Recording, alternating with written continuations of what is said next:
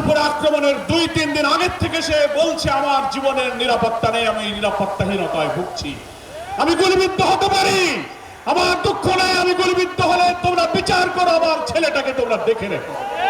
এত বড় কথা বলা মিডিয়াতে, সোশ্যাল মিডিয়াতে, ইন্টেলিজেন্স সবাই জানার পরেও তার নিরাপত্তায় গোয়েন্দা সংস্থা কি ব্যবস্থা গ্রহণ করেছে?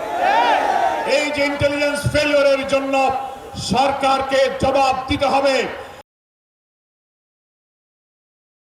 আজকে কেন্দ্রীয় শহীদ মিনার চত্বরে আমাদের প্রিয় 24 জুলাই আন্দোলনের অকুতোভয় মৃত্যুঞ্জয়ী সৈনিক শরীফ উসমান হাদির উপরে নৃশংস হামলার প্রতিবাদে আজকের এই প্রতিরোধ সমাবেশে সম্মানিত জাতীয় নেতৃবৃন্দ, সুধীবৃন্দ, সাংবাদিক বন্ধুগণ, আমার প্রিয় দেশবাসী, শরীফ উসমান হাদি শুধু একটি মানুষ নয়, শুধু ইনকিলাব মঞ্চের মুখপত্র নয়, তিনি হচ্ছেন ভারতীয় আধিপত্যবাদ বিরোধী জনতার ঐক্যের প্রতীক।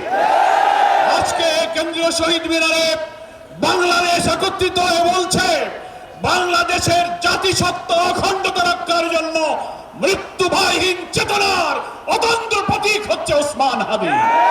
আমরা আজকে তার পক্ষে এখানে একত্রিত হয়েছি। একটা কথা বলতে চাই, প্রধান নির্বাচন কমিশনার সাহেবের বক্তব্যে সবাই নিন্দা করেছেন। কি করে আপনি বলতে পারলেন এটা বিচ্ছিন্ন ঘটনা?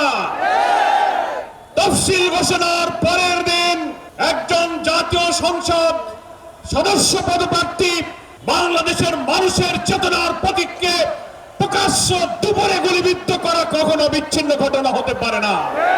আপনি বাংলাদেশের মানুষের সংস্কৃতি, জাতিসত্তা, মূল্যবোধ সম্পর্কে যদি ন্যূনতম ধারণা থাকে তাহলে বুঝতে হবে বাংলাদেশকে ভারতের করদ্রাজ্য যারা বানাতে চায়, আমাদেরকে যারা সেবাদার বানাতে চায়, এই দেশকে গ্রাস করার পরিকল্পনার অংশ হচ্ছে হাদির উপর আক্রমণ।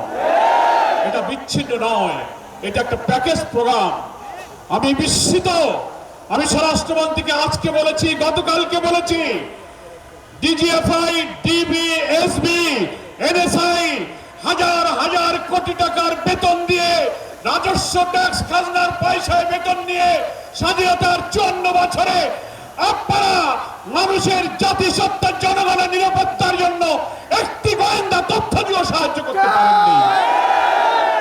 তা না হলে তার উপর আক্রমণের 2-3 দিন আগের থেকে সে বলছে আমার জীবনের নিরাপত্তা নেই, আমি নিরাপত্তাহীনতায় ভুগছি, আমি গুলিবিদ্ধ হতে পারি, আমার দুঃখ নেই, আমি গুলিবিদ্ধ হলে তোমরা বিচার করো, আমার ছেলেটাকে তোমরা দেখে রেখো। এত বড় কথা বলা মিডিয়াতে, সোশ্যাল মিডিয়াতে, ইন্টেলিজেন্স সবাই জানার পরেও তার নিরাপত্তায় গোয়েন্দা সংস্থা কি ব্যবস্থা গ্রহণ করেছে?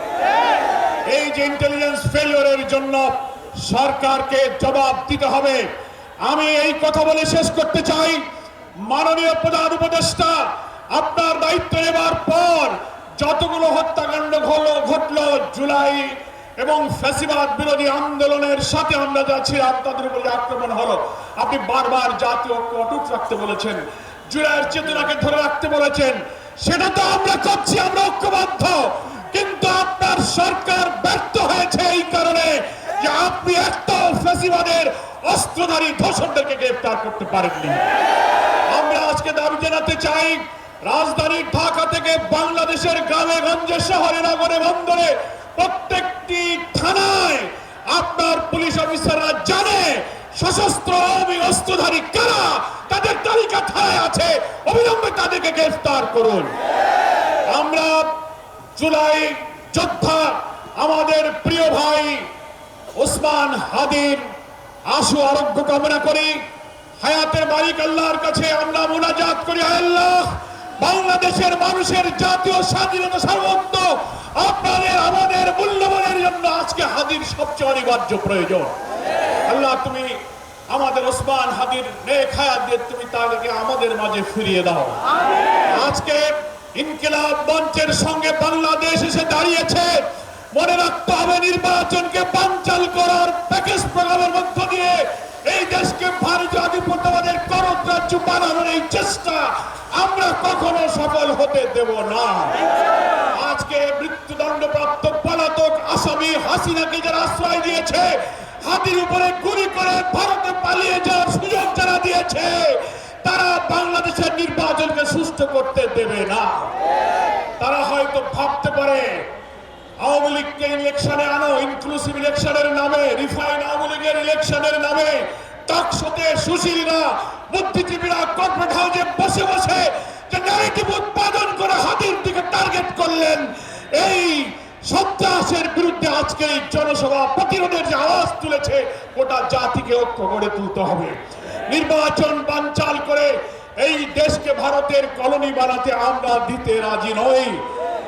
আজকে কেউ মনে করতে পারেন যে আওয়ামী লীগ তো বিদায় নিয়েছে, ইলেকশন করতে পারবে না, অন্য কোন দলকে আওয়ামী লীগ বানিয়ে ক্ষমতায় আনা যায় কিনা এই স্বপ্ন আমরা পূরণ করতে দেব। আজকে এই সন্ধ্যায় ওসমান হাদির জন্য আবারও তার দীর্ঘ হায়াত কামনা করে গোটা জাতিকে ফ্যাসিবাদ বিরোধী সংগ্রামে জাতীয় ঐক্যরূপে দাঁড়িয়ে আসুন আমরা আমাদের জাতিসত্তাকে, অখণ্ডতাকে রক্ষা করি। changetv.press এক ফোঁটা হলুদও নেই।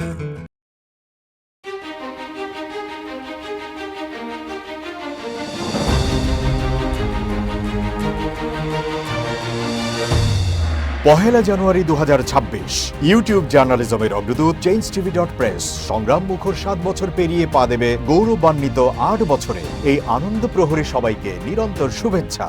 আমরা শুধু আপনাদের কাছে একটাই আবেদন করব, মিথ্যার পিছনে দৌড়বেন না, সত্যকে ধারণ করেন, সত্যকে জনগণের কাছে তুলে ধরেন। সেটা যতই কঠিন হোক না কেন পিছপা হবেন না, ভয়ের কোনো কারণ নাই। আল্লাহর সাথে থাকেন, আল্লাহ আপনাকে সাহায্য করবে। কোনো মানুষের কাছ থেকে কোনো সাহায্য কামনা করবেন না। ধন্যবাদ। changetv.press এক ফোঁটা হলুদও নেই।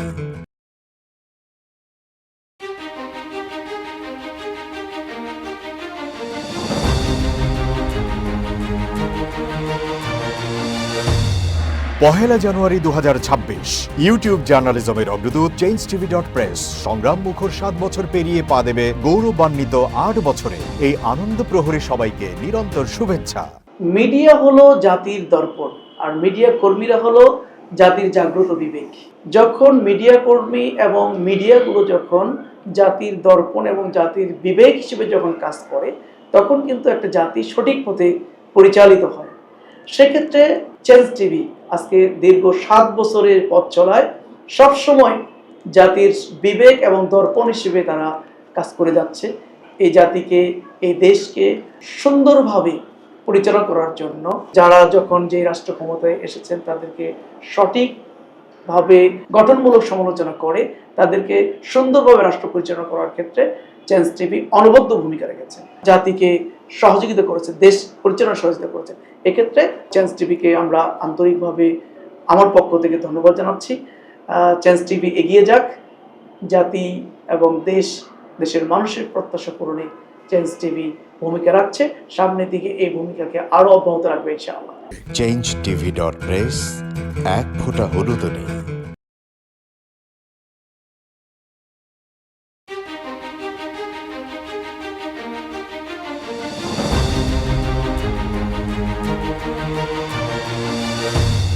পহেলা জানুয়ারি 2026 ইউটিউব জার্নালিজমের অগ্রদূত changetv.press সংগ্রাম মুখর 7 বছর পেরিয়ে পা দেবে গৌরবান্বিত 8 বছরে। এই আনন্দ প্রহরে সবাইকে নিরন্তর শুভেচ্ছা। চেঞ্জ টিভি সবচেয়ে বড় নামটা সুন্দর, চেঞ্জ নামটা সুন্দর। হলুদ সাংবাদিকতা নয়, ট্রু জার্নালিজম এবং একটা চেঞ্জ। এবং মানে একটা কথা আছে, if you want to change the world we have to change yourself. এবং চেঞ্জটাই হচ্ছে মূল জিনিস, আমরা আমাদের সামনে রাখতে হবে। আমরা একটা পরিবর্তন চাই। চেঞ্জ টিভিতে এই সমস্ত প্রোগ্রাম দেখিয়েছে, মোস্ট অফ দ্য ক্ষেত্রে আমি দেখেছি তারা একটা নতুনত্ব নিয়ে আসছে, বিভিন্ন ইন্টারভিউ বিভিন্ন প্রোফাইল লোকদের দিয়েছে এবং একটা নতুন বাংলাদেশ তৈরি করা, একটি নতুন নেতৃত্ব তৈরি করা, একটি নতুন চিন্তা একটা ওয়ার্ল্ড তৈরি করার ব্যাপারে চেঞ্জ টিভির একটা বিরাট ভূমিকা রয়েছে। সেজন্য চেঞ্জ টিভিকে আমি ধন্যবাদ। যদিও এটা অনলাইন ওই ধরনের টেলিভিশন না, বাট এটা একটা online TV, but it's very successful. তাই আমি উত্তরোত্তরে সাফল্য কামনা করছি। আমি চাই যে ব্যতিক্রম দিয়ে আমাদের ইয়েটা শুরু করতে, যে কথাটা বললাম যে প্রত্যাশা, মানুষ একটা ব্যতিক্রম চাই এবং চেঞ্জ টিভি সে ভূমিকা পালন করুক, এটা প্রত্যাশা। এবং তাদের 8 বছরের অতিক্রম করেছে, তাদেরকে শুভেচ্ছা, দর্শকদেরও শুভেচ্ছা জানাচ্ছি। যারা তোমরা এটার পিছনে ছিলা, যারা নেপথ্যে কাজ করছো, তাদেরকেও আমি আন্তরিক শুভেচ্ছা জানাচ্ছি। change tv.press এক ফোঁটা হলুদও নেই।